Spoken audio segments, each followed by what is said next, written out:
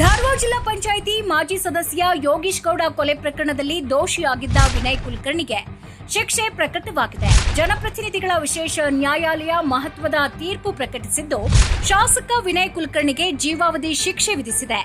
ಯೋಗೀಶ್ ಗೌಡ ಕೊಲೆ ಪ್ರಕರಣದಲ್ಲಿ ಶಾಸಕ ವಿನಯ್ ಕುಲಕರ್ಣಿ ಜೀವಾವಧಿ ಶಿಕ್ಷೆಗೆ ಗುರಿಯಾಗಿದ್ದು, ಶಾಸಕ ಸ್ಥಾನದಿಂದ ಅನರ್ಹಗೊಳ್ಳುವುದು ಬಹುತೇಕ ಫಿಕ್ಸ್ ಎನ್ನಲಾಗ್ತಾ ಇದೆ. ಯಾವುದೇ ಜನಪ್ರತಿನಿಧಿಗಳ ವಿರುದ್ಧ 2 ವರ್ಷಕ್ಕಿಂತ ಹೆಚ್ಚಿನ ವರ್ಷ ಜೈಲು ಶಿಕ್ಷೆ ಪ್ರಕಟವಾದರೆ ತಕ್ಷಣ ಅವರ ಶಾಸಕ ಸ್ಥಾನ ರದ್ದಾಗುತ್ತದೆ.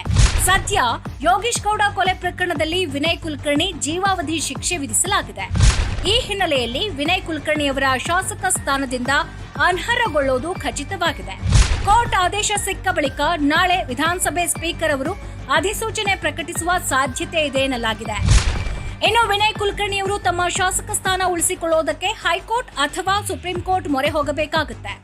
ಅರ್ಜಿ ಸಲ್ಲಿಸಿ 1 ತಿಂಗಳ ಒಳಗೆ ಸೆಷನ್ಸ್ ಕೋರ್ಟ್ ತೀರ್ಪಿಗೆ ತಡೆಯಾಜ್ಞೆ ತರಬೇಕಾಗಿದೆ. ಒಂದು ವೇಳೆ ತಡೆಯಾಜ್ಞೆ ತರದೆ ಹೋದಲ್ಲಿ ವಿನಯ್ ಕುಲಕರ್ಣಿ ಅವರ ಶಾಸಕ ಸ್ಥಾನವನ್ನ ಕಳೆದುಕೊಳ್ಳಲಿದ್ದಾರೆ.